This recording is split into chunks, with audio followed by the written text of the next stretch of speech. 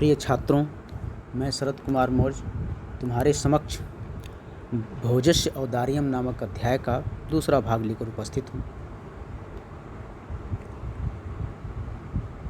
इसमें राजा ने संतुष्ट होकर उस ब्राह्मण को, जिसने शिव के विषय में वर्णन किया था, उसके प्रत्येक अक्षर पर लाखों लाखों दिया। राजा तुष्टः तस्मै प्रत्यक्षरम लक्षम ददौ। राजा ने तुष्ट होकर उस कवि को, ब्राह्मण को, प्रत्येक अक्षर पर लाख लाख मुद्राएं दिया।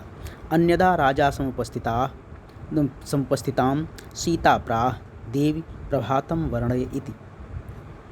अन्यदा, अन्य अवसर पर, राजा समुपस्थिता, राजा ने अपने पास उपस्थित, अपने समीप उपस्थित, सीताम प्राह, सीता से कहा, देवी, हे देवी, प्रभातम वर्णय इति, प्रभात का वर्णन करो। हे देवी, प्रभात का वर्णन करो।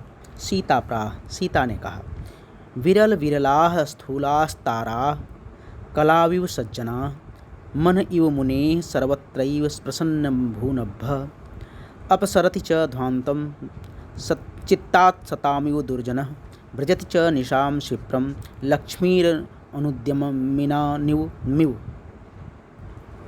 विरल विरलाः स्थूलास्तारा। विरल विरला माने दूर दूर तक, स्थूला माने मोटे मोटे, तारा माने तारे, दूर दूर तक मोटे मोटे तारे या बड़े बड़े तारे, दूर दूर तक। कलाविव सज्जना, कलयुग में सज्जनों की भांति। कहने का मतलब कि विरल विरलात् स्थूलास्तारा, दूर दूर तक, या स्थूलास्तारा माने मोटे तारे या बड़े बड़े तारे, बड़े तारे। तो बड़े बड़े तारे आसमान में दूर दूर दिखाई दे रहे हैं। जो बड़े तारे हैं आसमान में दूर दूर दिखाई दे रहे हैं, वो निकट नहीं है। बड़े तारे आसमान में दूर दूर दिखाई दे रहे हैं, वो निकट नहीं है। कोई कोई तारे आसमान में, मोटे तारे आसमान में दिखाई दे रहे हैं। कलाविव सज्जना, जिस तरह से कलाविव माने कलयुग में, सज्जना माने सज्जन। कलयुग में जिस तरह से सज्जन लोग दिखाई नहीं देते हैं, कहीं कहीं कोई कोई दिखाई देते हैं, उसी तरह से आसमान में दूर दूर मोटे तारे, दूर दूर कहीं कहीं कोई बड़े तारे दिखाई दे रहे हैं। मन इव मुनेः सर्वत्रैव प्रसन्नम भूनभः। मन इव मुनेः, मुनि के मन के समान। मुनि, मन इव मुनेः माने मुनि के मन के समान। जिस तरह से मुनियों का मन है, सर्वत्रैव सर्वत्र, उसी तरह से प्रसन्नम भूनभः, प्रसन्नम अभूत नभः, उसी तरह से आसमान जो है प्रसन्न हो गया है। अभूत नभः, वह स्वच्छ हो गया है, निर्मल हो गया है, प्रसन्न हो गया है। जिस तरह से मुनियों का हृदय निर्मल और स्वच्छ होता है, उसी तरह से आसमान स्वच्छ हो रहा है या स्वच्छ हो गया है। अपसरति च ध्वान्तः, ध्वान्तम, अपसरति दूर हो रही है, च ध्वान्तम माने अंधकार, तो अंधकार दूर हो रहा है। कैसे? चित्तात् सतामिव दुर्जनः, चित्तात् माने चित्त से, सतामिव माने सज्जनों के, दुर्जनः माने दुर्जन।